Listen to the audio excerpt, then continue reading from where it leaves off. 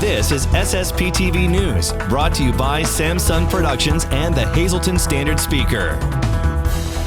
Ron Marchetti talks about the latest Hazleton Area Sports Hall of Fame class, and Kent Jackson takes us to the city of brotherly love in his latest outdoor exploring segment.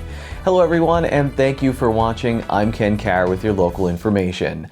I'm still tired from the Penn State whiteout over the weekend, and I could really use some sports cliff notes to help me get caught up on what's been going on. Luckily, it's a short shots week, and luckily, the world has Ron Marchetti.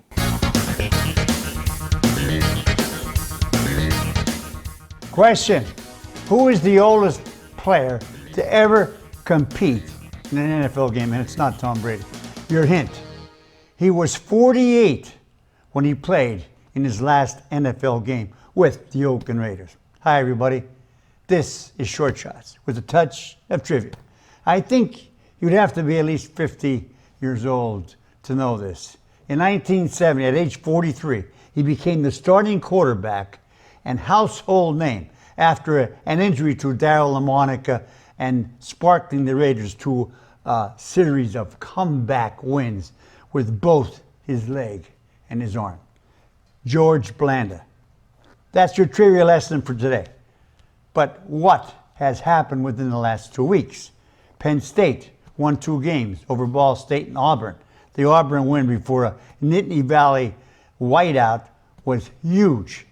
Brian Kelly tied Knute Rockne with his 105th win at Notre Dame in his 12th season at South Bend over Toledo and Purdue. So at this moment, the Lions and Irish are 3-0. I know nobody cares, but I do. Army is 3-0 too. At this moment. Locally, Hazleton area won 2 straight games by the exact same score, 21-14 over Berwick and Pittston. Marion Catholic took it on the chin twice to Catasauqua and Palmerton by a combined score of 90-6. The Cougars are 2-2 and the Colts are 0-4, but it always could be worse. Trinity Camp Hill waxed Halifax to a score of 70-0 this past Friday, in the state's worst beating this week. Now, how does that happen with the mercy rule? The number 1 high school team in this part of the state, Southern Columbia, rallied from a 30-7 deficit to beat Wyoming area 37-30 for their 93rd consecutive regular season win. Gavin Garcia scored 5 touchdowns. Mother of God. Running back Henry of the Tennessee Titans ran for 182 yards and 3 touchdowns as the Titans defeated the Seahawks at Seattle in OT, and the Baltimore Ravens defeated the Super Bowl champion Kansas City Chiefs 36-35 in this week's best NFL games. Finally, 11 more names were inducted into the Hazleton Area Sports Hall of Fame this past weekend. They are Michael Barletta, Margaret Brown, Alyssa Flanagan Garcia, Rachel Ritz Delavan, Michael DeMarco, Ed Hadzik, Michael Joseph, Heather Dale Nat, Donald Pollitt, Dr. Michael Portanova, and John Spivak. Congratulations to them and to you. Till next time, be a good sport and stay loose. Today's news feature is brought to you by Hampton Inn by Hilton Hazleton. Looking for a night away in the Cunningham Valley? Book your stay vacation today at Hampton Inn by Hilton Hazleton by calling 570-454-3449. Thank you very much, Ronnie. Up next, we have the SSPTV Standard Speaker Scoreboard. Hazleton area and MMI picked up wins in girls volleyball. Layla Buglio helped Hazleton area get the 5-set victory with 10 kills. For the Lady Preppers, Kennedy Tavares had 9 kills and Ali Marchante had 23 assists. In water polo, the Hazleton area teams lost to Northern Allegheny and Cumberland Valley. Shaston Tahansky had 4 goals in the 2 games for the Lady Cougars. Now, Kent Jackson, a reporter from the Standard Speaker, tells us about spotting the spotted lanternfly. Here's the latest edition of Outdoor Exploring.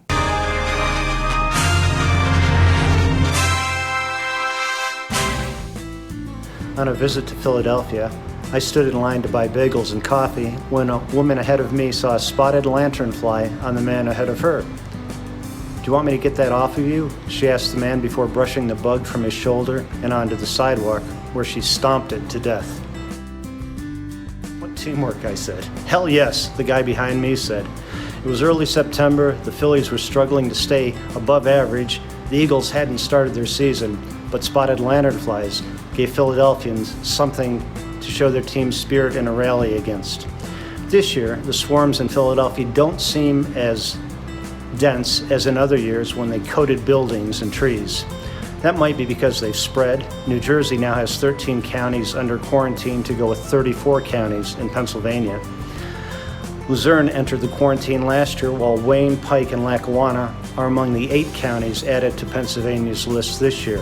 Businesses operating in quarantined areas train workers to park away from trees, and they inspect vehicles so they don't give rides to spotted lanternflies.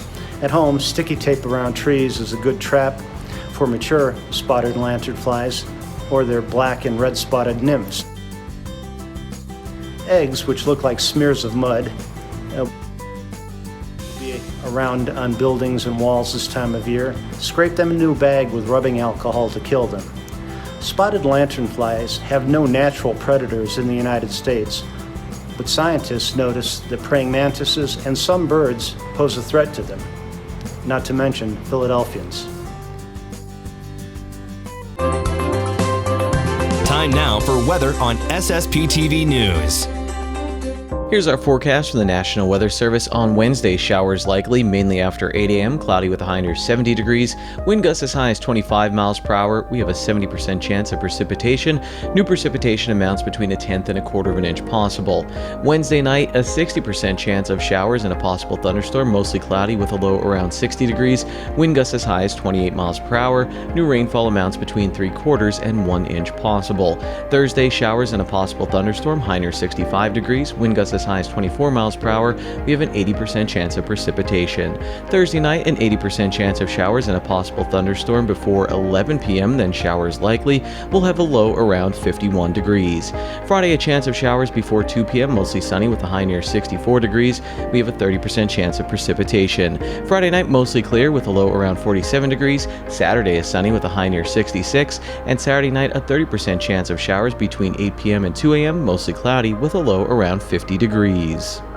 Coming up in sports, we hit the driving range with the undefeated Hazleton Area High School boys golf team. Up next, get in the fall spirit and help out the Miss Greater Hazleton Scholarship Organization. We have that story after the break. SSPTV News would like to send sincere condolences to the family and friends of these recently departed. John Baskin, age 65, of Hazleton. Mass will be held on Wednesday at 10 a.m. at Queen of Heaven Parish at Our Lady of Grace Church. Friends may call on Wednesday from 8:30 to 9:30 a.m. at the Firo Funeral Home. John Joseph Benderavich Jr., age 78, of Hazle Township. Services will be private under the Joseph B. Conahan Funeral Home. Charlotte DiCasimirro, age 94, of New Boston. Mass will be held on Thursday at 10 a.m. at St. Teresa of Calcutta Church in Illinois City. Friends may call on Thursday from 9 to 10 a.m. at the church. The James P. Hogney Funeral Home is in charge of arrangements. And Sally Ann Witkowski, age 73, of West Hazleton. The Crofton Youth Funeral Home will announce their arrangements. Tonight's obituaries are being brought to you in part by Harmon Funeral Homes and Crematory, with 2 locations in Rockland and in Drums, 570-384-3312 or 570-788-0977, and go to harmonfuneral.com.